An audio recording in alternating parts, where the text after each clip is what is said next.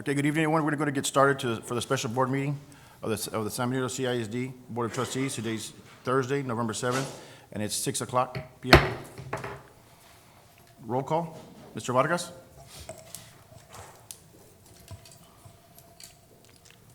Ms. Silva? Present. Ms. Garcia? Present. Mr. Mendez? Present. Mr. Rosas? Present. Ms. Weaver? Present. Dr. Carmen? Present. Mr. Torres?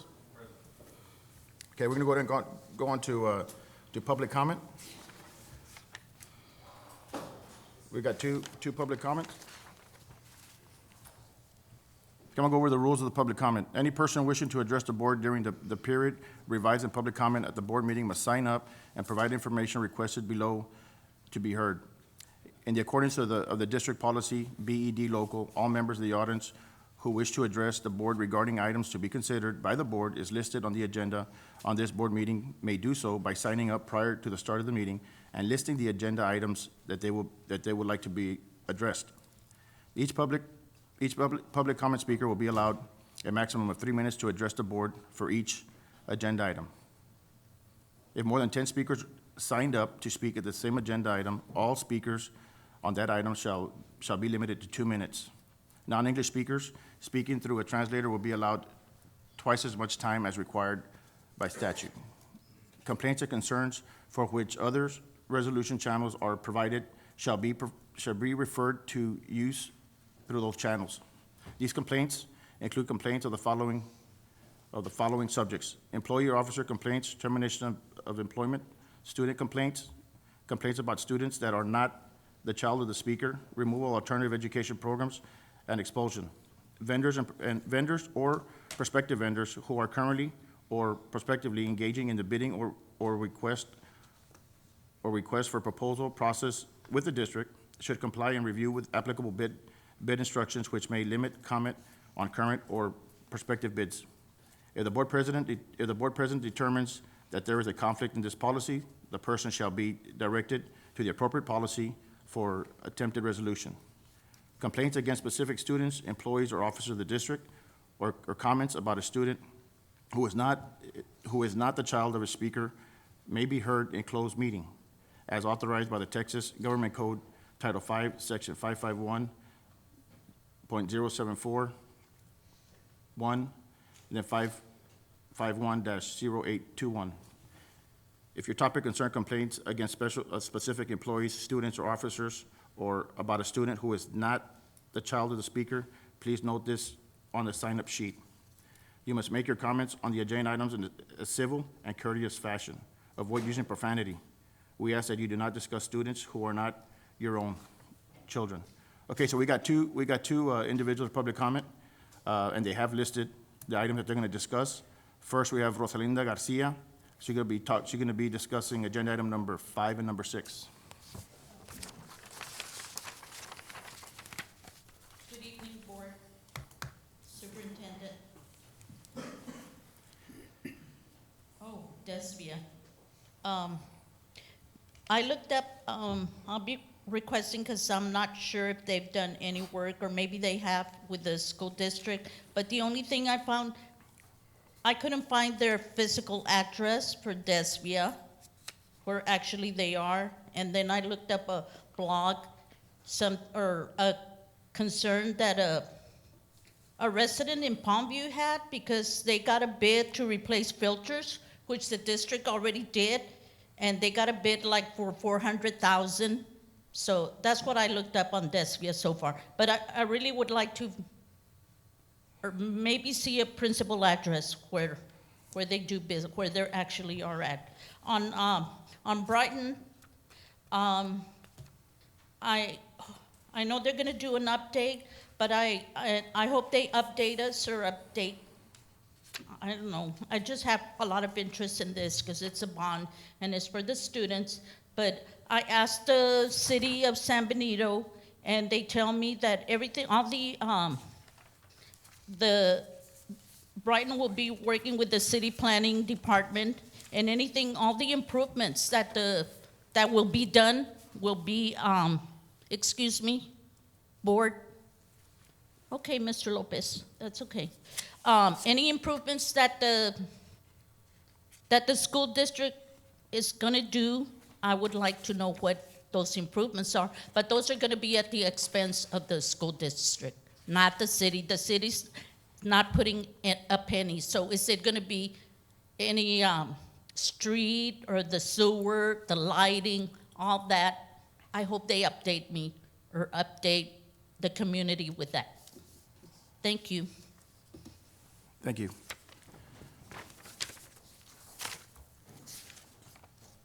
Next, we have Anilou Garcia. She'll be discussing agenda item number 5.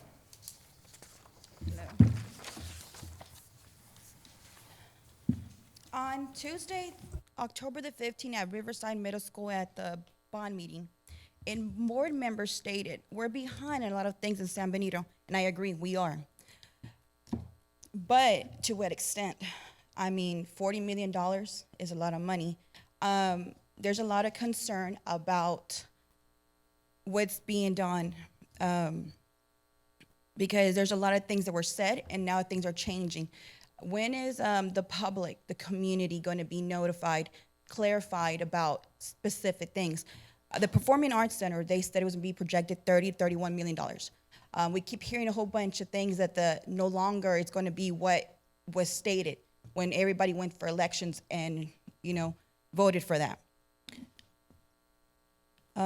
Another thing was stated at that meeting. It says one day we might just have an Olympian in our school district.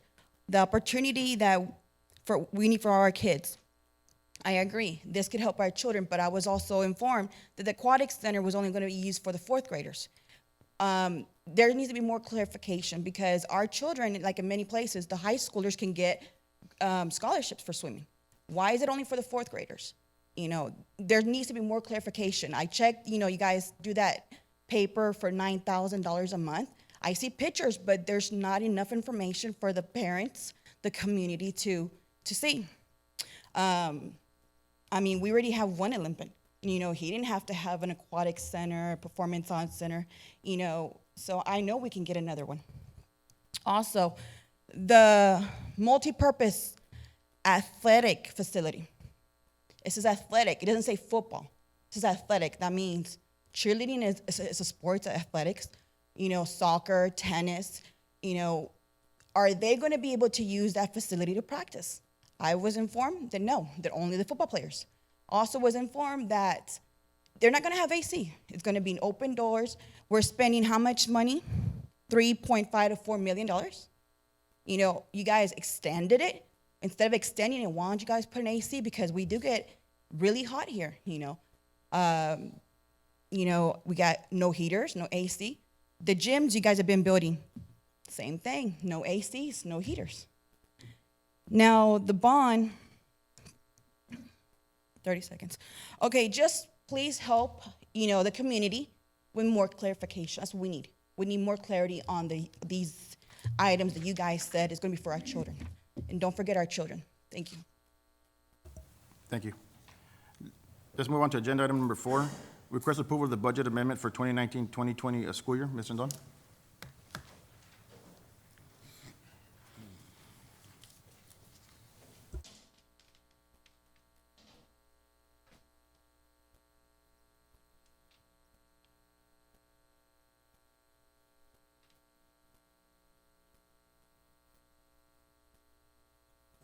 On the budget amendments, these budget amendments, there's a few of them that are required or we need. One of them is to fund the,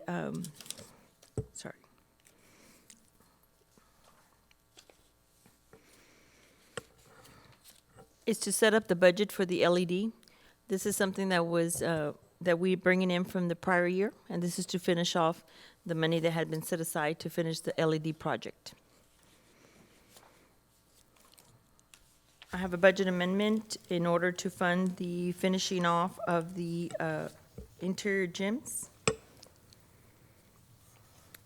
One is to correct the funding code for our telephone, for $3,000. And the second one is, the 273,838 is to finish paying for the GT grandstands. This is something that the board approved in a prior year, but it was closed out, but into this year, so we need to move it forward. And the 280,000 is for the enclosures of the, finishing off the inside of the gyms for all of. Okay. Those are the, I got a question. Yes, Just sir. remind me again on the GT grandstands, what is that? the GT grandstand, sir, was the addition of the stadium seat, of the softball and baseball feet. Oh, okay, thank you. One more. Regarding the LED amendment. So at what stage are we in regards to completion of the project? This is the second part. It was a $2.2 million project, and this year was going to be complete, 50%. Okay. Have we received any updates on the savings or earnings that we were supposed to have had projected from that time? We do have some, as a matter of fact, I looked at them earlier. At the high school, we've seen a drop down in energy consumption, one on the chiller and because of the lights, but I can bring back one of the committees to give a report of the savings throughout the district. I think that would be ideal, Dr. Carmen, if they could bring it up to committee for complete disclosure on what the savings what the expenses and the savings have been since we first started. Yes, sir. We can certainly have that at the next committee agenda. Some of the data won't be very telling because Okay. of the month delay in getting our utility bill. And some of the buildings, they just finished out with the LEDs, and of course, that'll continue into early 2020. But some of the early buildings, I think we could see a few months and get some good idea what the savings are. Okay, Absolutely. thank you, sir. So this, Thank you, ma'am. Thank you. This is like an Thank you, sir. agenda item or what? No, it's just Yes. committee, Okay. yeah, for the building committee, during the building. Yeah. Hopefully you'll be here this time around so you can hear the. I look at the videos. Thank you, though. Thank you very Yeah, we're much. gonna add that to the committee meeting, please, so they can come up with an update. But I know, please correct me if I'm wrong, but I know that they have come up before Yes, sir. and have showed us savings prior, Yes. correct? Yeah, we've had it. We can bring them back to see where we are and the projection, just to give an update. And I know it was a At the pretty committee meetings. significant savings as well. Okay, thank you. Yeah. This does require, this one being a meeting, I Okay, need can I have a to- motion to request approval for the budget amendment for 2019-2020? So Motion. moved. Oh, go ahead. So, So moved by Mr. Rosas. Can I have a second? Second. All in favor, say aye. Aye. All opposed? Motion moves. Approved. Let's go on to agenda item number 5, request approval for administrative recommendation for award RFP -0918 GMS installation of the gym enclosures district-wide to Desvia LLC. Dr. Carmen? And I've got Mr. Garcia and Mr. Cavazos here in the audience if you have any detailed questions. They bid out our 4 largest elementaries, so we could begin on those. Next week, we'll discuss the final 4, so that every one of our elementary gyms will be completed on the inside now. The external, of course, has been done, the tin work has been done, but we're framing them out, we're putting the sheetrock in there. They're painted out. It looks really good on the first 2 that they've completed. Anyhow, we sought 3 bids from 3 people for each of these 4 buildings. And we had a low bidder on 2 and another low bidder on 2 other campuses. We initially awarded or informed the construction company we would award 2 to each. But that construction company for Fred Booth and what was the second one they were lowest on? Sorry. Oh, and at Cash Elementary, they were lower on that. But apparently they were unable to get a bond to do our work because they are overextended based on some work they're doing in another area. So they declined the work since they could not obtain a bond.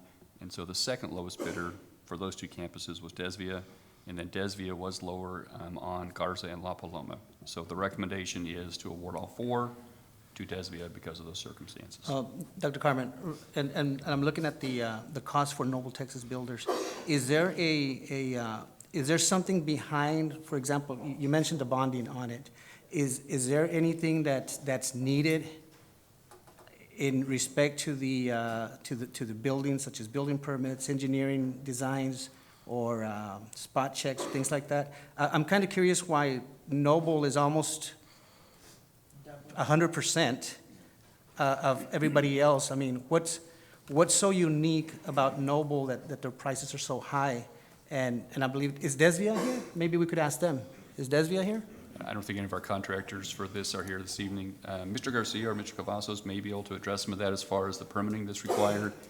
And Desvia has completed 2 of our campuses already. Okay. They had to go through the permitting with the city, so they've got that portion down. I don't know if we have a good reason why Noble is so much higher. Yeah, I have no reason why. I think Mr. Garcia came up with specifications on what the gym enclosures needed. We gave all 3 contractors the same specifications. They all bid on the same thing. Okay, Why Noble came in so high? right. But Now- they were consistent. We have 4 more campuses we're going to bring to committee next Tuesday. And since D-Bar had the issue with the bonding, we brought another construction company in. They were a little higher than Desvia. And then Noble again was very, very high. So I don't know, I mean, the specs were the same for each of them, so I don't know. Interesting. Overextended on their bond. They have a lot of projects, so he was overextended. That's why he had to decline the work. I see. Now, you mentioned something about drywall. The gyms have drywall in there? No? I'm sorry. Plywood, I'm sorry. Oh, plywood. I was like, really? Really? In South Texas, we call it stuff. In South Texas, we call it plywood. Drywall? Plywood. Oh, plywood. Okay, no, that's it. I mean, no, because I mean, if we were gonna put drywall, then, yeah, I mean, air conditioning, all of that stuff we might be needing pretty soon. They Now- break right through that. I apologize. I did say that, but no, sir, it's plywood. Oh, okay. Half inch No. or 5/8 inch? I don't know. Half inch. Mr. Garcia, by any chance are these contractors making any recommendations as far as, because I went to 2 of them and one of them's leaking water. I mean, I know that they're getting paid to do a certain job, but is anybody overlooking? From the roof? From the roof? I went to one of them and I mean, it looks nice, but then I went when it was raining. I mean, The roofs are not being considered. yeah. None of them leaked except one, I think, they have a few little small Yeah. holes, but we'll take care of it. I mean, no. They're no. small. No, holes. I'm just wondering if they bring you that concern, so, because we're installing a lot of stuff into it, and the roof is kind of the main thing. Some of them have some specific problems. Yes. Exactly. Their foundation is very low. Yeah. Made the gym, that's nothing we can do about it, No, because they have a new wing that the foundation was a lot higher, and that's just the way it is. yes, You have to understand that we're renovating these things, and they weren't meant to have doors. And everybody who knows that everybody has a garage door, it has an offset, so the garage door sits down lower than your foundation of your garage. And then you can have a rubber pad underneath the door. So all the garage doors have a rubber pad, but they don't have the offset. yeah, So if you have your foundation kind of level with your ground, Then, water's gonna tend to come in, true. right? Now- So what we're trying to do at Cash is when we get some time, we're gonna make some valley gutters from the dirt. We don't work the dirt, so when it comes off the gutters, that'll work its way out back to the street. Then the street will flood. So, What about the, when y'all are enclosing them, are there fans in there? Are we putting fans in there, or is it just, Well, we purchased some fans, but. We are yeah, putting- purchased some of those 42-inch drum fans. okay, okay, that was my next question. oh, okay.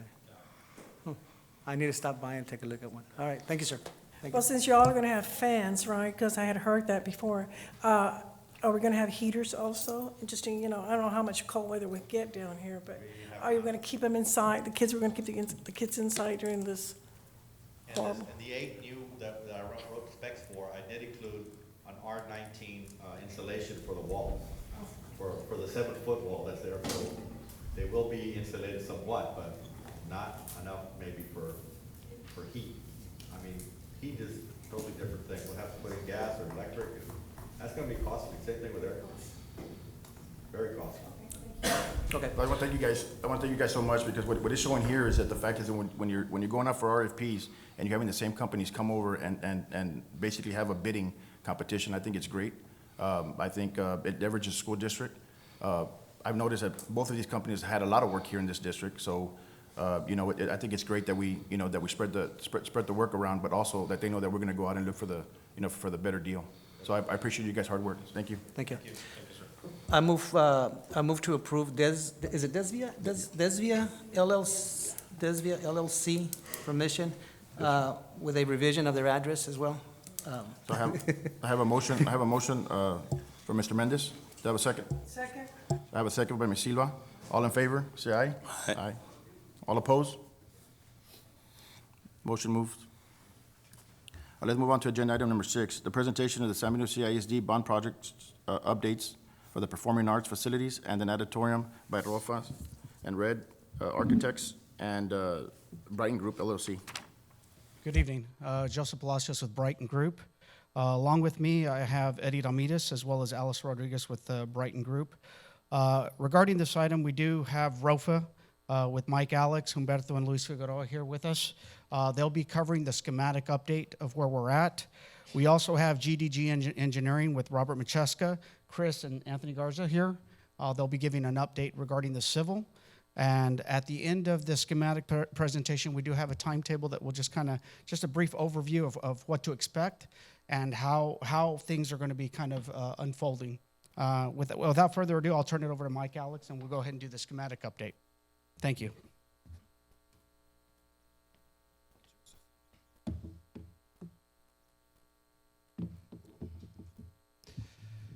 Good evening, everyone. I'm Mike Alex, ROFA Architects. I've had the opportunity to meet a few of y'all on some tours through Houston and Austin and look at facilities of similar size and shape. And I've had a couple of the meetings to look at the progress that we've made when we've presented to Dr. Carmen. So I'm glad to have this opportunity to speak to y'all again this evening.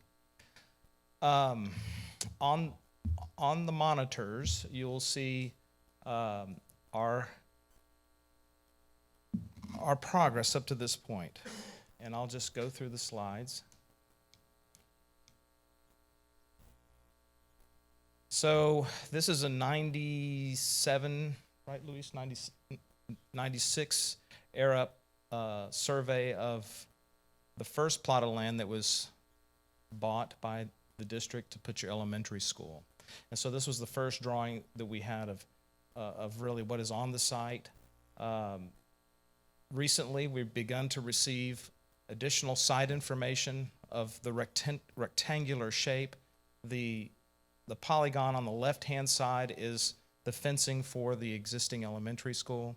And in the center with all the dots is the site at hand. The expressway is at the top of the page.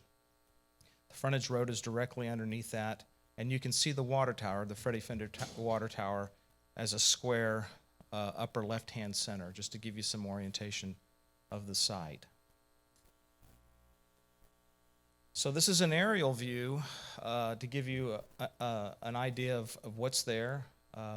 You can see the two parcels of land that we have to work with, the more square piece of land on the left and then the rectangular piece on the right, and the water tower in upper center. So I'm going to present a couple of ideas just to give you an idea of where we're at. We're in preliminary design right now.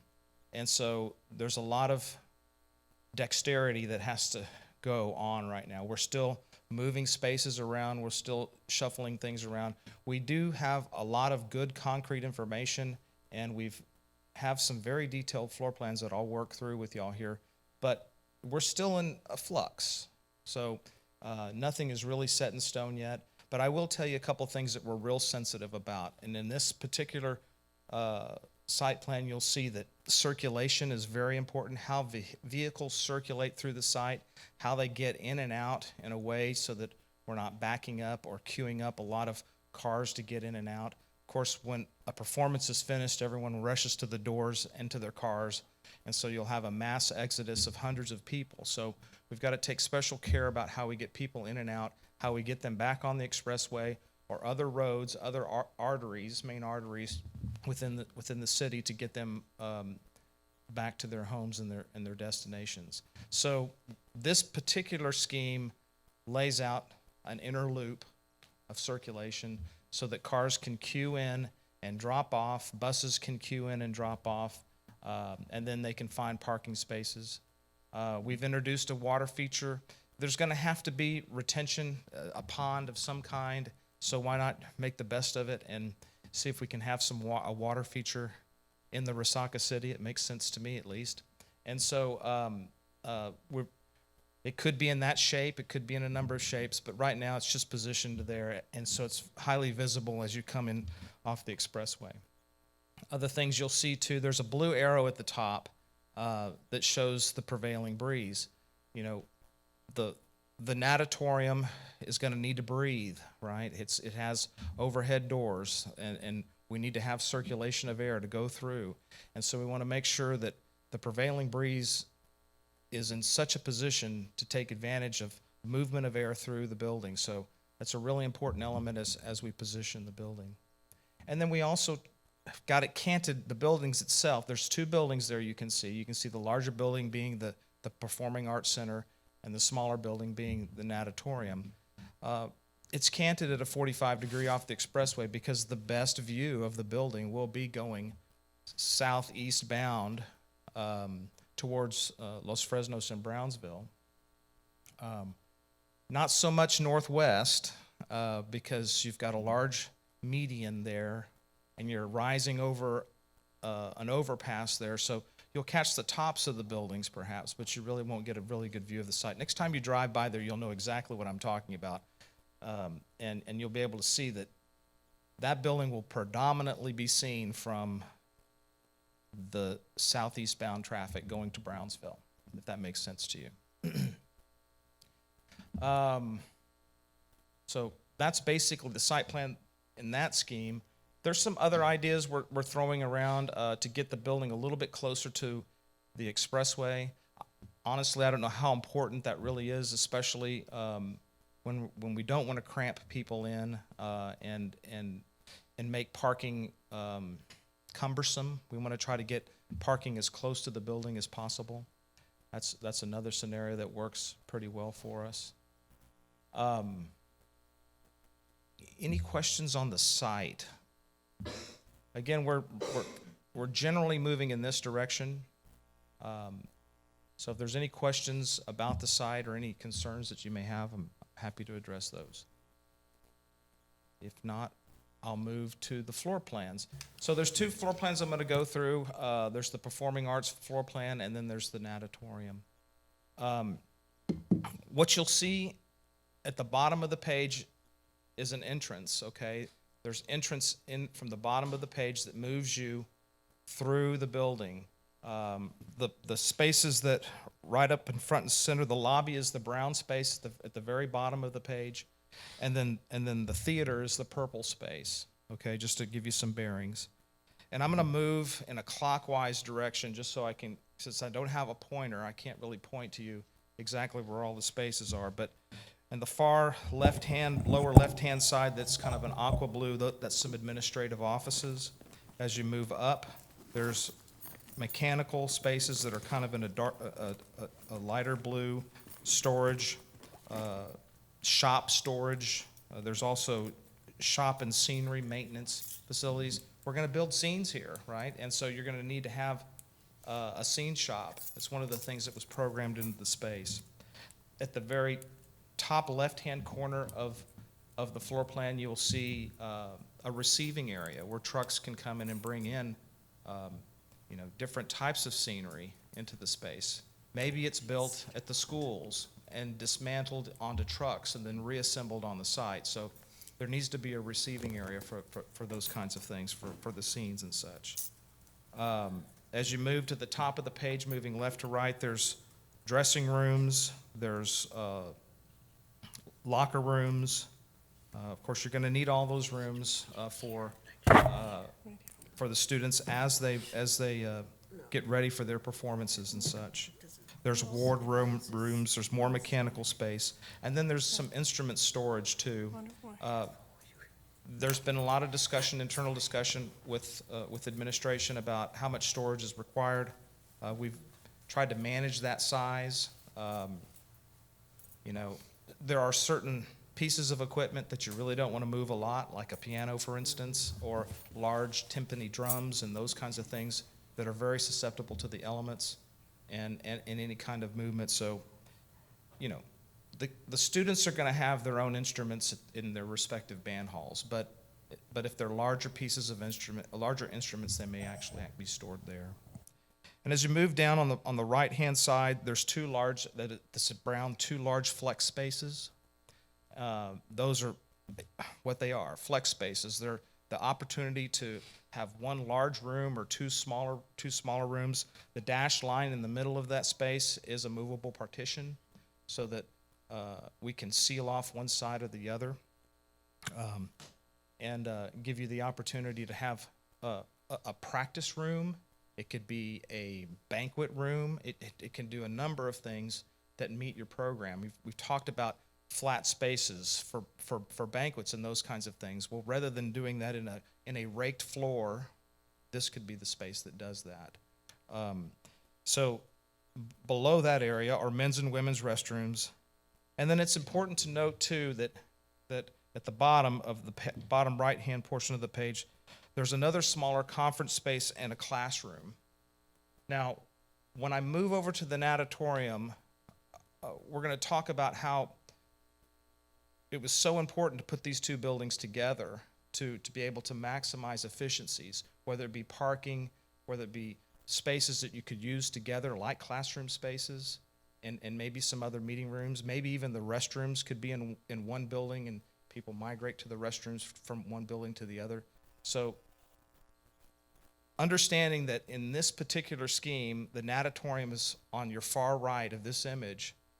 We're thinking about connecting corridors that get you from one building to the next, that afford you the opportunity to use classroom space, because let's face it, those two buildings will probably have a classroom situation once in a while, so why not maximize it, okay? Or take some efficiencies. Restrooms too, how often will you have a large populace of people in the natatorium? When you do, maybe they can just walk a few yards over to these restrooms over here. The public could use those restrooms. So those are things that we're talking about. Those are spaces that both buildings could use, so if that makes sense. The next plan is the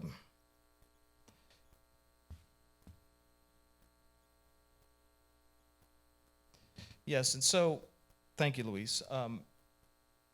The other thing that's important to note too is that the lobby is used once in a while too, so why not try to find other uses for the lobby like a banquet or something of that nature. And if you can see in the bottom right-hand corner, there's dashed lines that represent movable partitions there too, so that you could actually get not only the lobby space as a banquet space, but the classroom and the conference room as a larger space too. So it gives you that extra flexibility if you wanted to have some sort of event there as well. Sorry, I got a question. When you're talking relevance to space and trying to partake and put things all together here, can you please quantify quantify in terms of space, of seating space also? I think it's very important. I think we need to really touch upon that. Thank you. So yes, so please jump in. I'm trying to cover as much as I can. I'm going to forget a couple of things, and heaven forbid I forgot about the number of seats. Okay, right? So we've played around with the idea of a 1,200 seat auditorium, an 800 seat auditorium, and we're kind of settling into a 1,000 seat auditorium right now for the sake of cost. And so we're in the middle right now. The drawings you see reflect a 1,000 seat auditorium, and that's with some seats at a lower level or a parterre, and then a balcony above, and I'll get to the balcony in the next slide. So it's a 2-story space, so that you get a situation where there's no bad seat in the house, so to speak, because people are pushed up on a second floor. Does that answer your question? Okay. The second floor plan, pardon me, is this, is a small second floor lobby that looks down below, and then a balcony. The balcony is in purple, and it's represented there. And then the white area below, of course, is the view from below. So you're looking down into the main auditorium, and beyond that, of course, is the stage.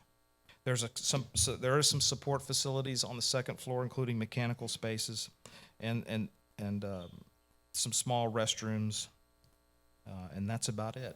There's an elevator there too. Did that add more people to it also? More chairs? There are chairs all up in there. It's hard to see. But it's more seating, did it Yeah, add? there's more seating there, yes. Okay.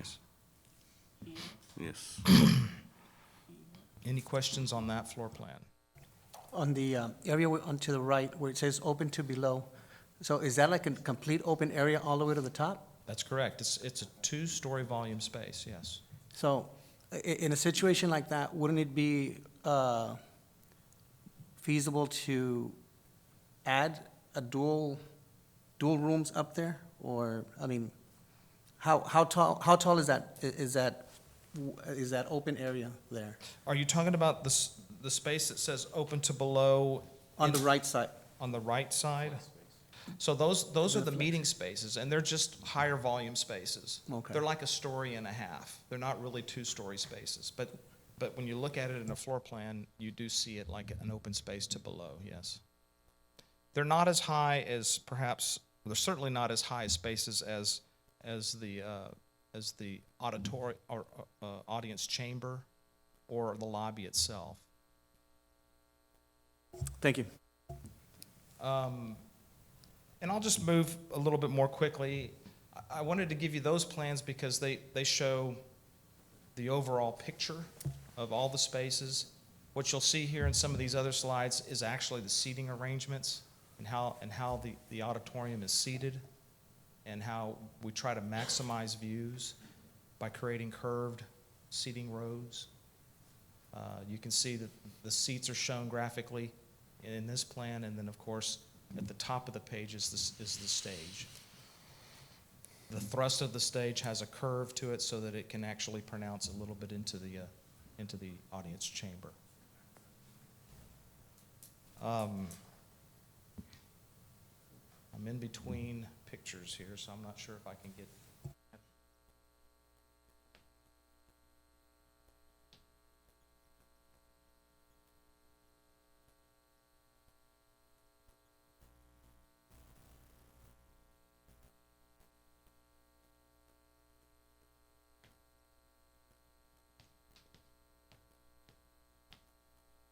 What I'm showing you here is the beginnings of some of the technical drawings, and they're real important to describe height of the spaces, the volumes of these spaces. You can see that this is a transverse section, which is a fancy way of saying if we were to cut the building in half and look at one side of the building, you'd be able to see the raked seating at the bottom of the picture and the stage at the left. Right? And then above that stage is a fly loft where all the scenes fly in and out. And then above the seating, you can actually see some curved elements that start to represent acoustical clouds to create better sound quality. And then behind the seats, above the seats, is the balcony, right? And so you can begin to see the seating arrangement and how everything is positioned in such a way to afford all the views towards the stage, which is at the left-hand side. So that's some of the technical drawings that we're working through right now.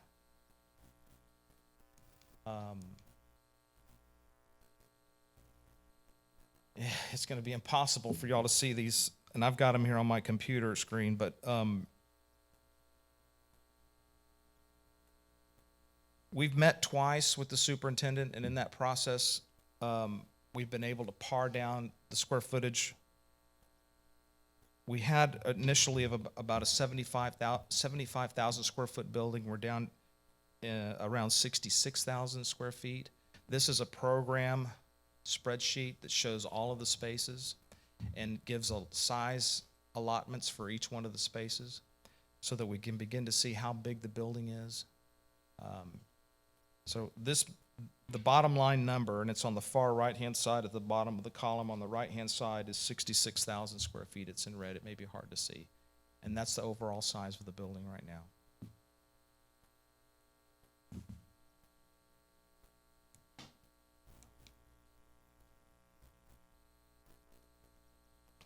You can also see too that we've moved past really some of the block diagrams, and these start to get to be more technical drawings where you're actually putting in column grids. There's a layout of furniture in some of the other spaces.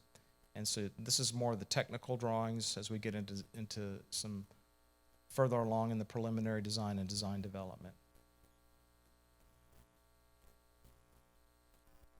Here's a couple of more sections that actually you can, if you've been in these facilities, you know that there's catwalks above for all the lighting. We actually climbed up in a couple of them. I had to help Ms. Silva in some cases, but she was a trooper. But we climbed up into some of these spaces, and that's where you control all the lighting and all the amplification systems and things of that nature. And in that top section, you can actually see the railings for some of the catwalks up high in the space. These are just what we call wireframe interior elevations to kind of begin to show the ambience of the space, the sizes of the volumes of the spaces, sight lines to the students, so you can begin to see, like the right-hand picture is up in the balcony, almost at the back of the balcony, so you can ensure everyone has a nice view. You can actually see the stage. The little gray figures in the stage are people, just representations of students and such. And then the left-hand picture is on the stage itself looking back at the audience, so you get a feel. And you can see some of the acoustical clouds that are starting to begin to take shape. You can see that the geometry on the side walls is curved to also create better acoustical dynamics within the space. Any questions on the Performing Arts Center? Then I'll move. If not, I'll move on to the PAC. Just for clarification. Yes. Earlier, Mr. Rosas mentioned about the upper area, if it was more seating, and I'm assuming, is it 1,000 including the upper level? Yes, sir. So, Yes, sir. 1,000, 1,000 including both levels. Yes. both levels. Thank you. Of course. All right. The natatorium.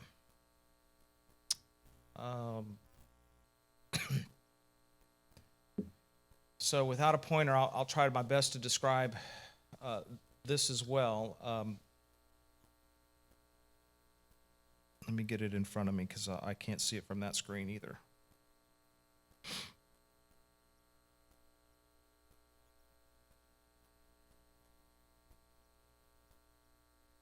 So the bottom left-hand quadrant that's in yellow represents a lobby space. And if you were to continue off to the left, you could envision some sort of walkway that gets you to the Performing Arts Center. So that lobby space is kind of like a connector from one building to the next. Does that make sense to y'all? And so the yellow space is the lobby, and as you move through the lobby, of course, there's gatekeepers and such. There's a control desk that, make sure you belong there. And then as you move into the gray areas that surround the pool, that's all the deck space. The blue, of course, is the deck is the pool itself. And it is a 25-yard by 25-foot pool, which means you get the opportunity to 25-yard by 25-meter. Meter, thank Yes, you. sir. 25-yard by 25 meters, thank you. 25-yard by 25-meter pool, which gives you the option to compete in metrics and empirical units. And right now, you're competing in empirical units right now in feet and inches. But someday in the future, you may be competing. So in one direction, it's yards, and then the other direction, it's meters. Does that make sense to y'all? And so what you'll see at the top left-hand corner is the diving well of the pool. There's 1 meter diving, two 1 meter diving pools. Depending on the area of the pool deck, the width of that pool deck is anywhere from about 16 feet to 10 feet in width, so that there's plenty of space to mill about and move about. There's a spectator area at the bottom, just below the pool. You can see some bleachers there. And then the support facilities in green, yellow, and orange is a control station. There's a lifeguard and first aid area, which is in red. The girls' and boys' locker rooms are in light green. In blue, dark blue, there's also coaches' offices. In green, at the top of the screen, is mostly support facilities like electrical rooms. There has to be a large pool room, a large pool equipment room for all the pool equipment, and janitorial services. We've also included, as an alternate, a warm water pool, which is a warm-up pool, but it also could be used for water aerobics and for the second graders as they learn. There's a second grade program that's going to be initiated by the district that all the second graders are going to learn how to swim, right? And so that pool is what that is designated for. It's a shallow pool that gives the opportunity for the kids to stand up in that water without putting their head above water. That's as an alternate right now. On the left-hand side, you can see the total square footages for that building, and it's topping out at about 23,000 square feet right now. Any questions there? Yeah, on the swimming pool, you notice it's going to have a handicap lift on it? Yes, sir. You can see that in the top right-hand corner. It's labeled handicap lift, yes. Awesome. And then there's also a stair at the bottom right-hand side so that you can step into the pool instead of using a ladder or something. Okay. Sir, I think it's important to state it for the record that it is UIL, it meets UIL It standard. does, indeed. Thank you. It does indeed. And it will. Any other questions on the pool? Okay.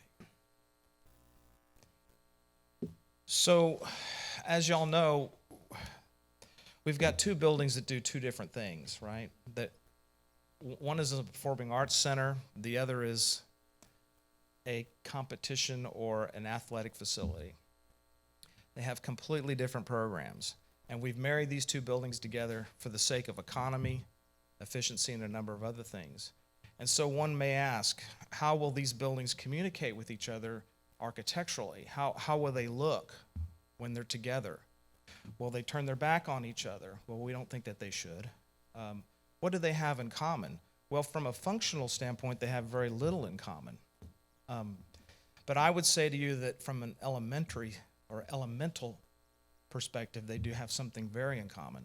A student that breathes into a saxophone or beats on a drum disturbs the air around them and creates a vibration. That vibration creates a wave of sound. A diver diving into a pool or off of a starting block into a pool also disturbs the water as it cracks the surface, as they crack the surface. That creates a wave. So from an elemental standpoint, there is a wave that's being created by these students in both places. And so why not, in some symbolic way, have the architecture show some sort of physical wave of some kind, and maybe that wave ties the two buildings together. And so what you're beginning to see from a conceptual standpoint in these sketches is an undulating curve at the bottom of the screen that creates a connection between the Performing Arts Center and the pool itself.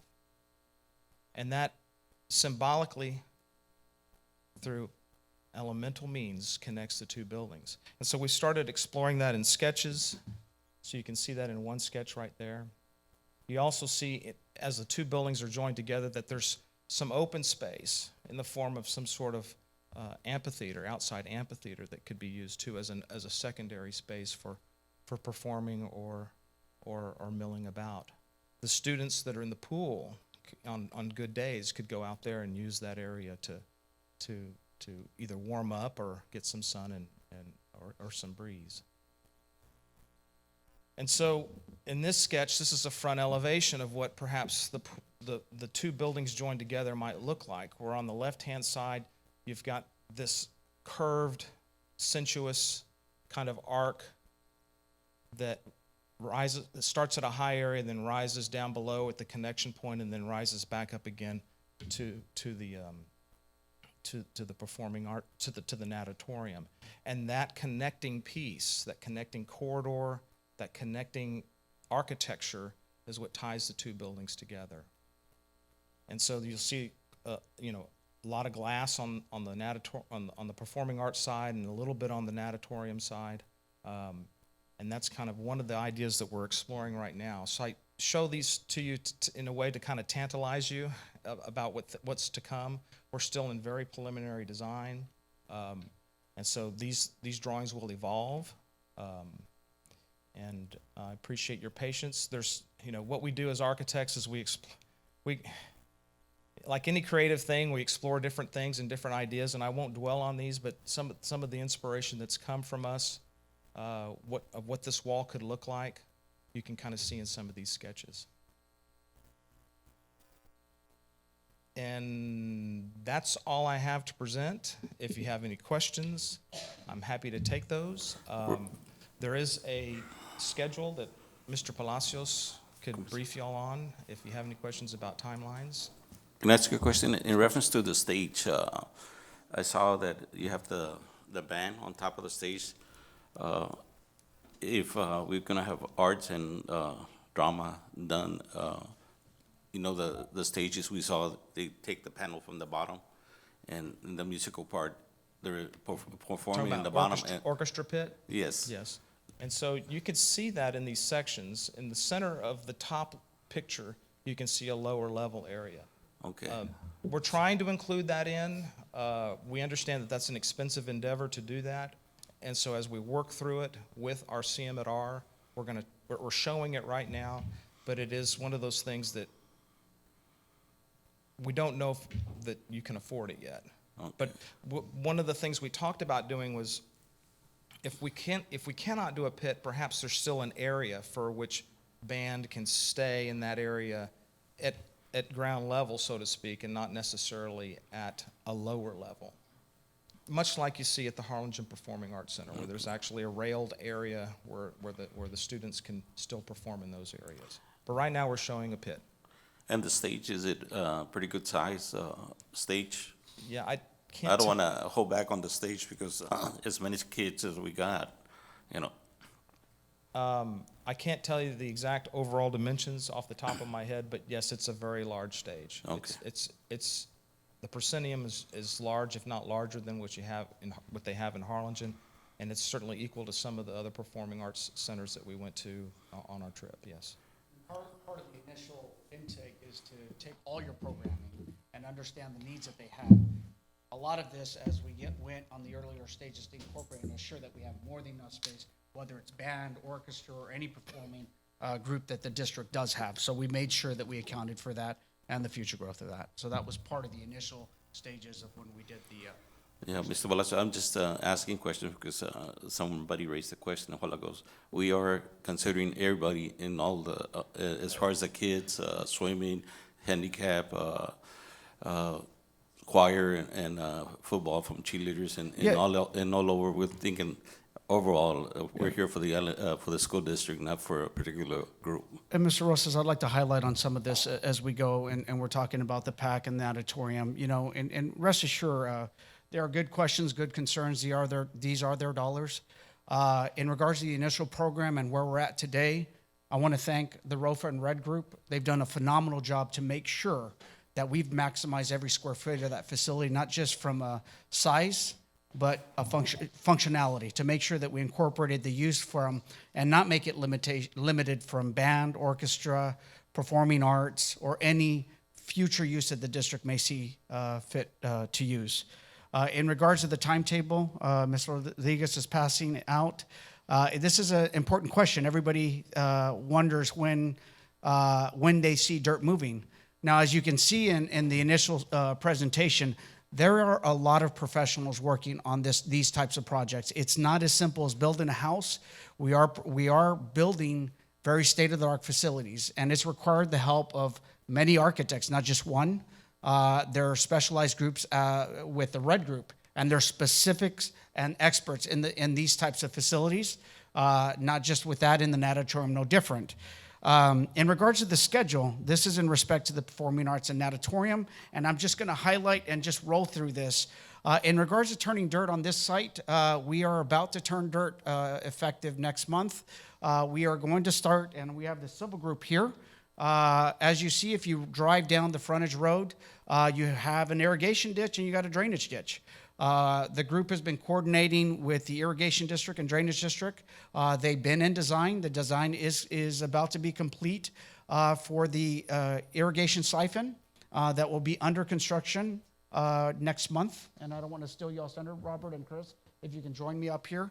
And so that's the first stage, and that where you see in blue, that's the start of construction in regards to the site itself.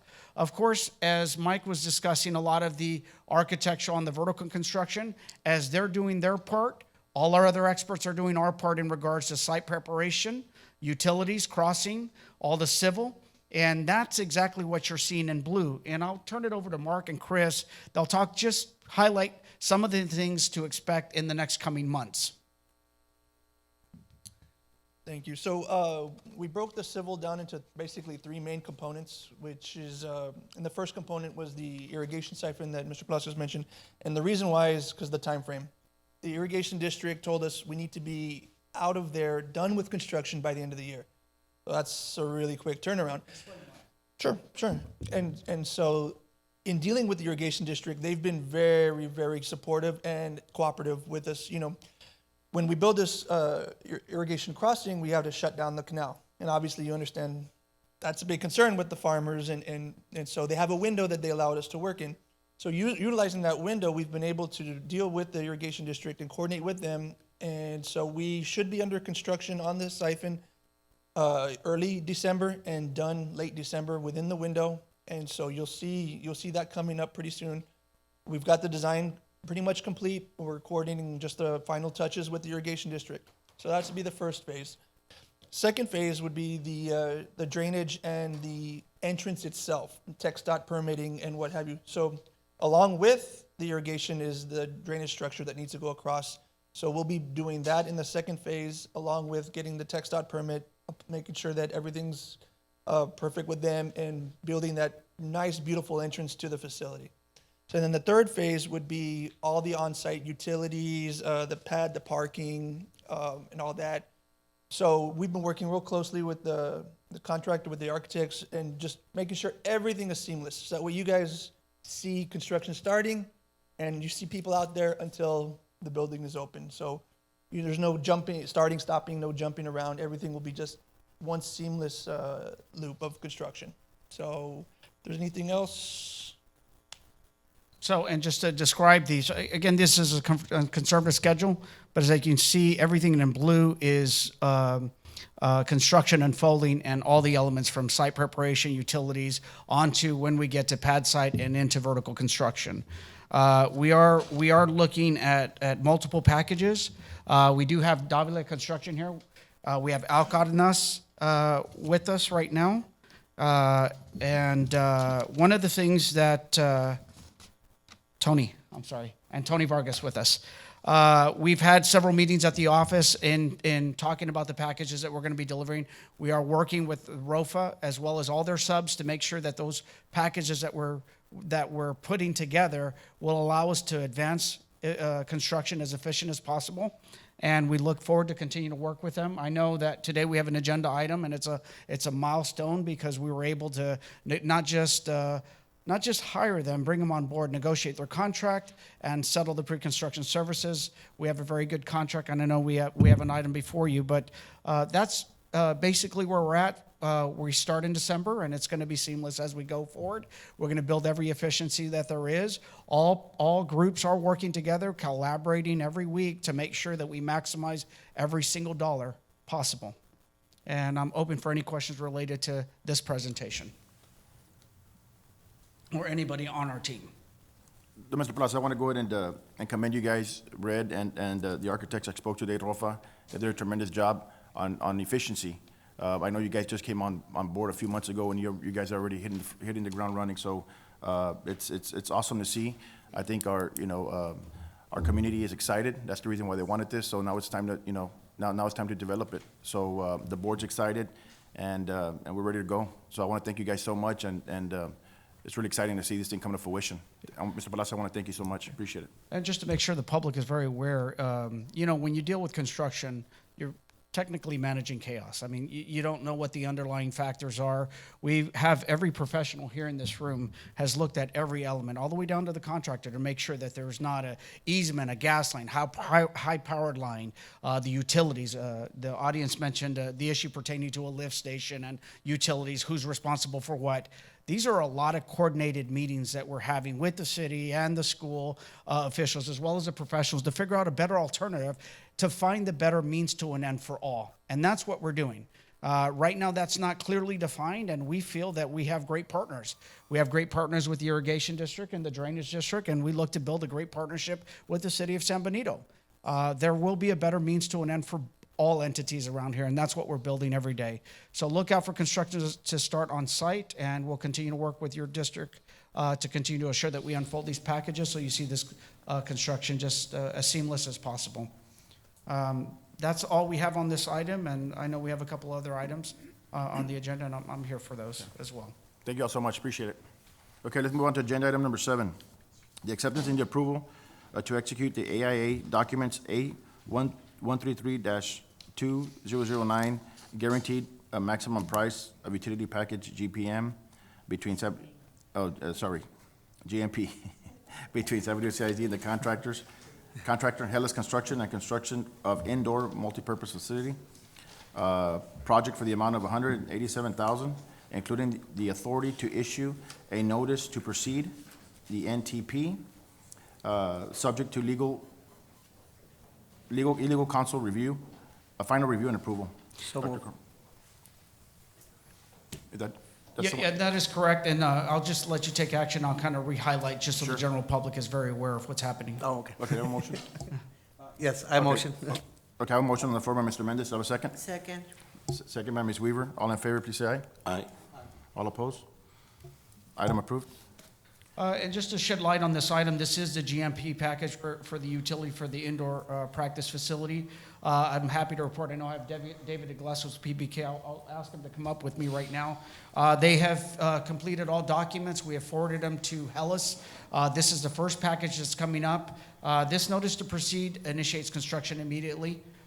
We are very excited to be starting here. I know the general public says, hey, we had a groundbreaking, what's going on? Again, managing chaos, we do have a high-powered line underneath, and it's not on the project site, it's adjacent to it. It's somewhere near we're near the easement of it. We had to coordinate with AEP and get a sign-off that we are not impeding their line. David Iglesias is civil guys coordinated all of that. I want to thank the Hellas Group. I have Coy Stevens here. They are a great group. They've been a great group to work with. They've dotted I's, crossed T's, and they're making sure that, this process, they assume all liability in regards to when we negotiate a GMP. In regards to this GMP on the utility package, we had great competitive pricing. They followed all the procedures that were required by the statute on the CMAR. We have a great price, and we're ready to release them on the notice to proceed for construction. Concurrently, and it's important to know, everybody will wonder, what about the last part?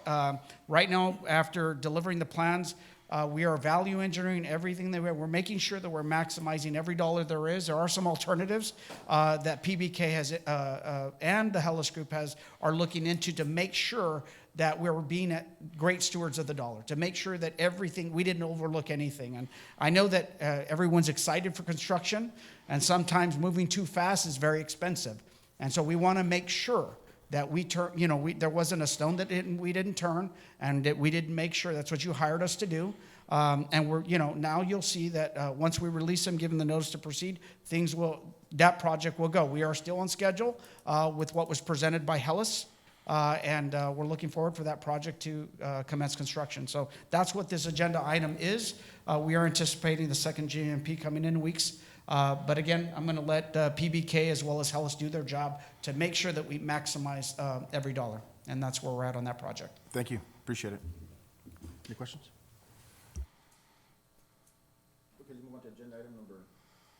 Number 8, approval to execute the AIA.